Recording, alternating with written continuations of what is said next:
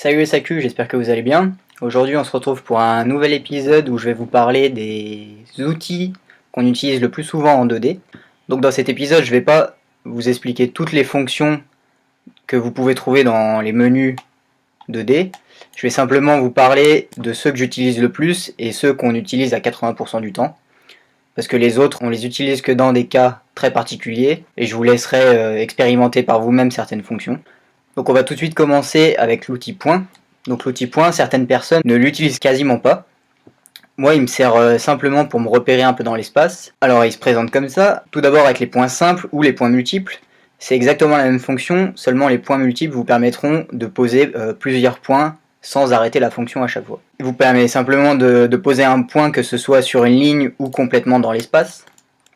Donc ici si je reprends la fonction, je peux poser un point n'importe où. Que ce soit sur un repère magnétique, donc une fin, un milieu, ou peu importe sur la ligne. Moi ça me sert souvent quand j'ai deux lignes qui se croisent et que j'en ai coupé une par l'autre, et qu'ensuite j'ai supprimé l'autre. Vous voyez, ma ligne est coupée en deux. La fonction point va simplement me permettre de mettre un marqueur et de savoir que la ligne est coupée à cet endroit-là. Le deuxième outil assez pratique dans le menu point, ça va être fractionner une courbe selon la longueur. Cette fonction, moi je l'utilise beaucoup quand je fais du gabarit. Donc tout simplement, imaginons que votre ligne c'est une plate-bande et que cette pièce-là c'est le début d'un plateau. Et que vous voulez placer un point de repère à intervalles réguliers sur vos pièces pour avoir des points de repère pour la couture. Tout simplement, vous allez sélectionner votre ligne et vous allez faire fractionner une courbe selon la longueur. Les flèches vous indiquent la direction dont les points vont être disposés sur la courbe. Ici, on vous affiche la distance de votre courbe et ensuite on vous demande à quelle longueur vous voulez fragmenter votre courbe. Donc là pour l'exemple, on va mettre 5 mm et ensuite vous pouvez soit choisir de diviser directement la courbe, marquer les extrémités et grouper le résultat. Moi je marque uniquement les extrémités. On fait entrer et vous voyez que votre courbe a des repères tous les 5 mm, ce qui va vous permettre de poser des points de repère par la suite. Cette fonction marche aussi sur des courbes pas forcément droites. Donc on reprend l'exemple, fractionner la courbe sur la longueur. Je choisis ma courbe guide. Cette fois-ci la direction est inversée. Pour l'exemple c'est pas très important mais c'est une chose à garder en tête. J'appuie sur entrée et là vous voyez que ma courbe elle est un peu plus courte mais j'ai quand même mes repères de couture tous les 5 mm sur ma courbe. Donc après ça va vous permettre d'ajuster la longueur de vos courbes et de faire matcher les morceaux ensemble. Ça c'était pour les outils points. Maintenant le deuxième outil qui va être assez utile, c'est tout ce qui va être dans le menu ligne ou polyligne. Alors il y a beaucoup d'outils, beaucoup de fonctions. La principale ça va être polyligne, c'est celle qu'on utilise le plus souvent parce qu'en fait elle regroupe quasiment toutes les autres et la ligne simple on l'utilise assez rarement. Donc l'exemple de la polyligne va vous permettre de faire des lignes droites et en fait à chaque fois que vous allez cliquer, votre ligne ne va jamais s'arrêter.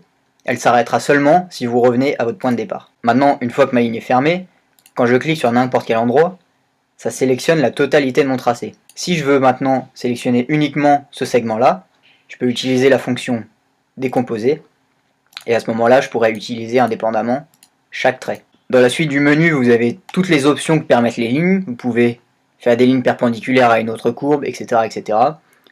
Là-dessus je vous laisse chercher, tout est indiqué, il n'y a pas vraiment de choses spécifiques à savoir.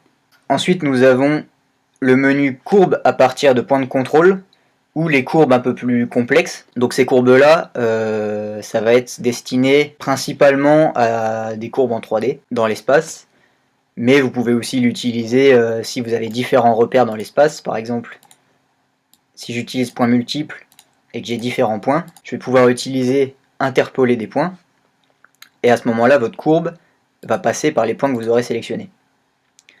Vous pouvez également changer le degré, ici dans votre fenêtre, ce qui va modifier l'aspect de votre courbe. Par exemple, si je reprends exactement la même fonction et que je change le degré, en reprenant exactement les mêmes points, vous voyez que ma courbe n'a pas exactement la même amplitude. Donc ça, c'est des réglages à effectuer. Que vous pouvez essayer et faire différents essais pour arriver au résultat qui vous plaît le plus. Une autre fonction que j'utilise assez souvent, ça va être la courbe avec poignée. Donc la courbe avec poignée, c'est un peu une variante de courbe avec interpolé des points. Cette courbe avec poignée va vous permettre de faire des courbes que vous allez pouvoir régler. En fait, à chaque fois que vous allez cliquer sur un point précis, ensuite il va vous afficher un bras que vous allez pouvoir orienter à votre souhait, ce qui va modifier en temps réel la forme de votre courbe. Et ensuite vous pouvez continuer la création de votre courbe avec un autre point, etc. etc. Ensuite vous avez aussi les fonctions d'hélice et de spirale qui peuvent être assez pratiques si vous voulez modéliser des vis par exemple. Je ne vais pas vous faire d'exemple parce que la fonction est assez pratique à utiliser et assez claire. En revanche, je vais vous parler de la dernière fonction du menu qui s'appelle courbe intermédiaire. Cette fonction, elle est très utile pour créer des sections pour un siège. Je vais vous faire un exemple rapide. Si vous avez une courbe droite et que votre dernière section, elle est arquée, je vais créer un arc. En utilisant la fonction courbe intermédiaire, vous allez pouvoir créer des courbes entre ces deux courbes qui vont être modifiées progressivement. Donc là, il me demande ma courbe de début et de fin, je les sélectionne. Il vous demande le nombre de courbes intermédiaires que vous voulez. Donc là, le cas présent, c'est 7. Vous pouvez choisir des méthodes d'adaptation si vous avez des courbes complexes. Et ensuite, vous voyez, en appuyant sur Entrée, qu'il vous affiche des courbes entre vos deux courbes d'origine qui vont progressivement se transformer. C'est une fonction très utile. Ensuite, vous avez les menus de cercle et d'ellipse. Alors ces deux menus sont assez simples à utiliser. Soit vous partez du centre avec un rayon ou d'un diamètre. Vous pouvez faire des cercles avec 3 points.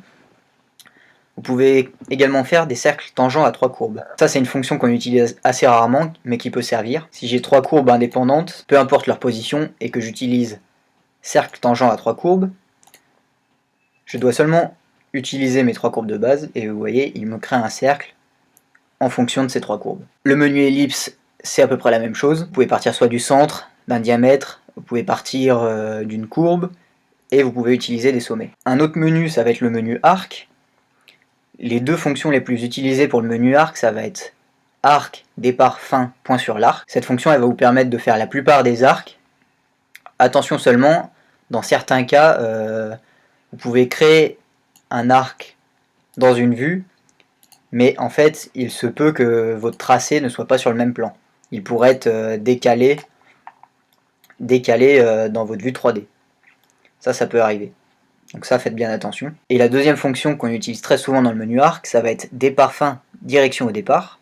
Cette fonction, elle va vous afficher un bras, un peu comme la fonction courbe avec poignée, c'est-à-dire que vous allez choisir votre point de départ, la fin de votre arc, et ensuite vous allez avoir un bras que vous allez pouvoir régler. C'est assez utile, surtout quand vous travaillez en symétrie. Si par exemple je faisais un arc, imaginons comme cela, et qu'ensuite je voulais le symétriser par le point de départ, en restant parallèle au plan. Vous voyez que mon arc, il a une cassure. Maintenant, si je reprends la même fonction, mais qu'avec le bras, j'appuie sur majuscule pour rester parallèle à mon plan, l'arc ne dépassera jamais cette ligne. Et donc, quand vous allez faire votre plan de symétrie, toujours de la même façon, vous voyez que votre arc est totalement continu et fluide. Donc ça, c'est une fonction assez utile qu'on sert très souvent. On passe maintenant au menu des rectangles. Donc le menu des rectangles se positionne un peu de la même façon que le menu ellipse ou cercle. C'est-à-dire que vous pouvez commencer avec des sommets, des centres ou à 3 points. Le plus utilisé, ça va être le rectangle à 3 points. Donc il vous demande un point de départ, puis un premier point pour définir la longueur, un deuxième pour définir la largeur, et vous avez votre rectangle. Dans le même menu, vous avez également le rectangle arrondi. Cette fonction-là, c'est un peu un plus. Ça va vous permettre de faire exactement la même chose, à la différence qu'avant de terminer la fonction, vous allez pouvoir choisir un congé sur tous les angles de votre rectangle. C'est pas essentiel, mais vous pouvez également arriver au même résultat en utilisant la fonction congé entre courbes. Avec un rectangle de base, vous utilisez la fonction et vous allez également pouvoir couper vos coins de rectangle, à condition d'avoir une dimension souhaitée. Ensuite, nous avons le menu polygone. Tout comme les cercles ou les ellipses, vous allez pouvoir partir d'un centre puis d'un rayon. Vous allez pouvoir faire un polygone circonscrit à l'intérieur d'un objet, ou vous allez également pouvoir choisir juste la longueur d'un bord, et tous les autres bords seront égaux. Seule chose à noter, c'est que quand vous démarrez la fonction, vous avez également toutes ces options-là, donc pas besoin de choisir directement dans le menu déroulant, vous pouvez également arriver aux mêmes options en sélectionnant la première barre d'outils. Et la première chose qu'il va vous demander, ça va être le nombre de côtés que vous voulez dans votre polygone.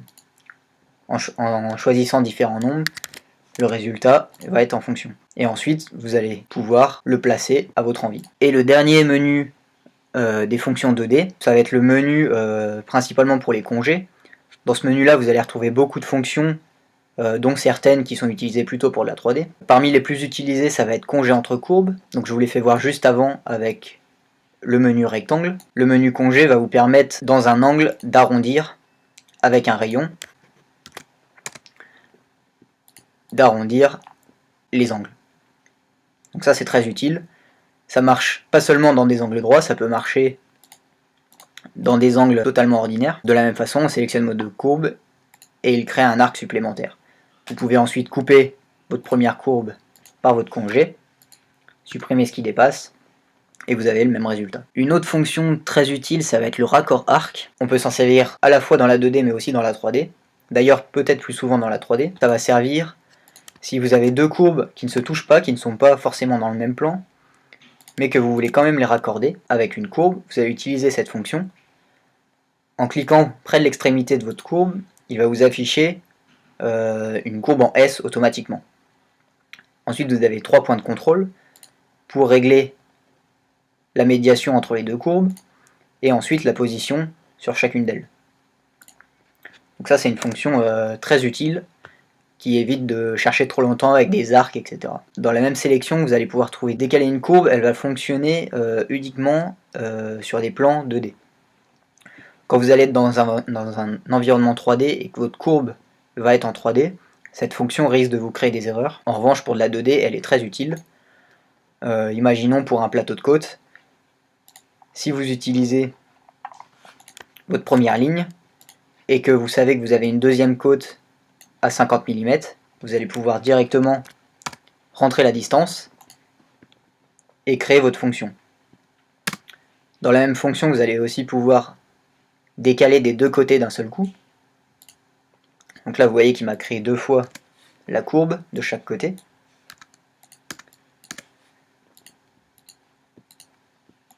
Ça permet de gagner un peu de temps au lieu de recréer la ligne ou de la copier.